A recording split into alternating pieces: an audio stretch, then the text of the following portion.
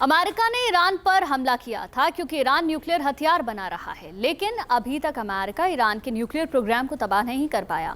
अब एक बार फिर अमेरिकी राष्ट्रपति डोनाल्ड ट्रंप ने दम भरा है कि वो किसी भी कीमत पर ईरान को परमाणु हथियार की ताकत हासिल नहीं कर देंगे, क्योंकि ऐसा हुआ तो पूरा मिडिल ईस्ट तबाह हो जाएगा। देखिए।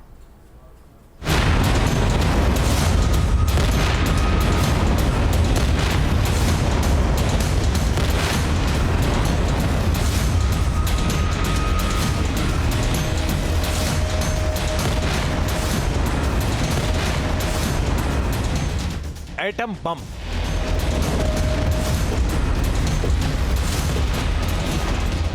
ऐसा विनाशकारी हथियार जिसका धमाका दुनिया हिरोशिमा और नागासाकी में देख चुकी है।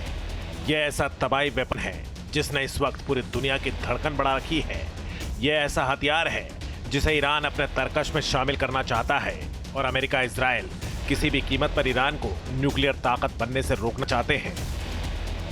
He was about Iran not having a nuclear weapon. He felt so strongly. Look, if that ever happened, if they ever did, they use it, they'd wipe out Israel immediately. They'd wipe out the Middle East.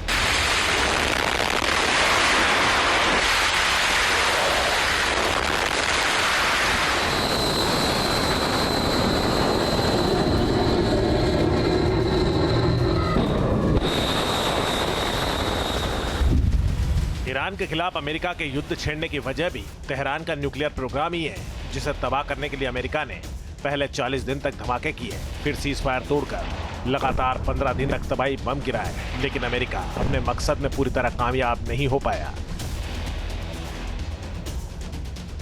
Now, we cannot let them have a nuclear weapon. We cannot let Iran have a nuclear weapon, or you'll see some very bad things. So we went down and we stopped them. They'll never have a nuclear weapon. ऐसी चर्चा है कि pickaxe mountain Iran का वो अभेद्य किला है जहां वो परमाणु कार्यक्रम का ब्लूप्रिंट तैयार कर रहा है। इसलिए पेंटागन की मिसाइलों के निशाने पर पिकेक्स माउंटेन सबसे ऊपर है, क्योंकि अमेरिका जानता है कि अगर ईरान को परमाणु बम बनाने से हमेशा के लिए रोकना है तो पिकेक्स माउंटेन का नामो निशान मिटाना ही पड़ेगा। जब तक ये पहाड़ सीना ताने खड़ा है, तब तक मिडिल ईस्ट के आसमान से परमाणु तबाही का साया कभी खत्म नहीं हो सकता। Right, we have to go back to the very beginning. The president said Iran cannot have a nuclear weapon. Well, their nuclear facilities are destroyed, but the question is, do they try to rebuild them?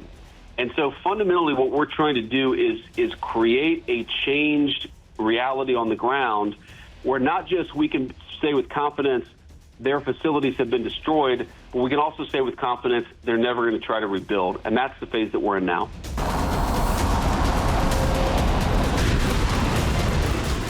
Iran को लेकर पिछले कई महीनों से चर्चा चल रही है कि ईरान या तो न्यूक्लियर हथियार बना चुका है या फिर वो हथियार बनाने के बेहद ही करीब है, क्योंकि ईरान के न्यूक्लियर संवर्धन को लेकर कई तरह की रिपोर्ट आती रहती है।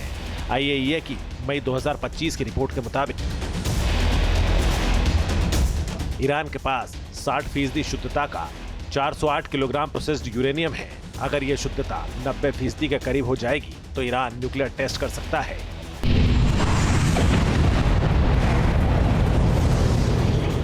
जाहिर है रिपोर्ट ट्रंप को डराती है, इजराइल को परेशान करती है।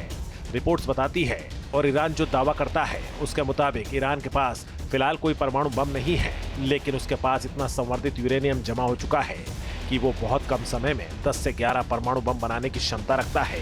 यही बात अमेरिका और इजराइल दोनों को परेशान करती है। देखिए, अमेरिका ने एक लगातार ईरान के खिलाफ कैंपेन चला रखा है कि वो ईरान को किसी भी हालत में परमाणु बम नहीं बनाने देगा।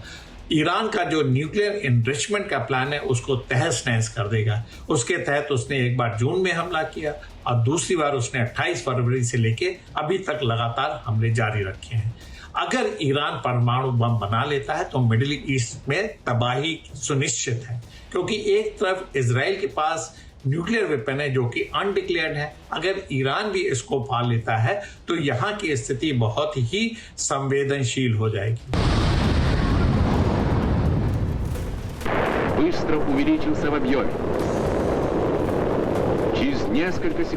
कुछ दिनों पहले ईरान के सरकारी चैनल पर ईरान के जाने माने अर्थशास्त्री रेज यजदी जादे ने एक ऐसा दावा किया जिसके बारे में अब तक सिर्फ कयास लगाए जा रहे थे यज़दी-ज़ादे ने खुलेआम हुंकार भरते हुए कहा कि अब वक्त आ चुका है जब ईरान को अमेरिका और इजराइल के सामने अपनी असली परमाणु ताकत के बारे में बता देना चाहिए।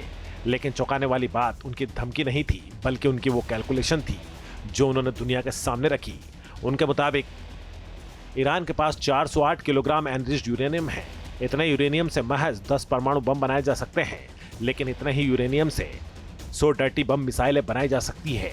हर एक मिसाइल के वॉरहेड में 5 किलोग्राम तक 60% एनरिच्ड यूरेनियम का इस्तेमाल किया जा सकता है।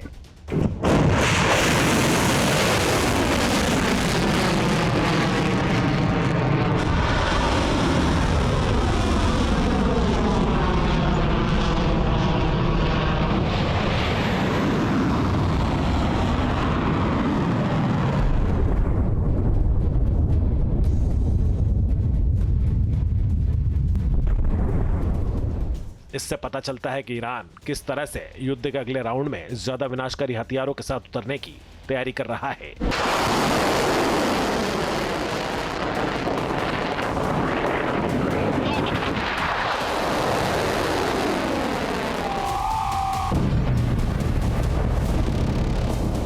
जो दावे सामने आ रहे हैं उसके मुताबिक ईरान चाहे तो एक हफ्ते में ही एटमी मुल्क बन सकता है।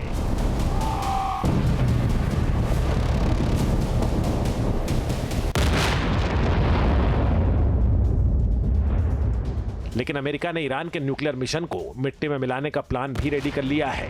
और अगर ईरान ने अपनी एटमी जिद नहीं छोड़ी तो अमेरिका एक बार फिर तेहरान पर तबाही बम फोड़ सकता है।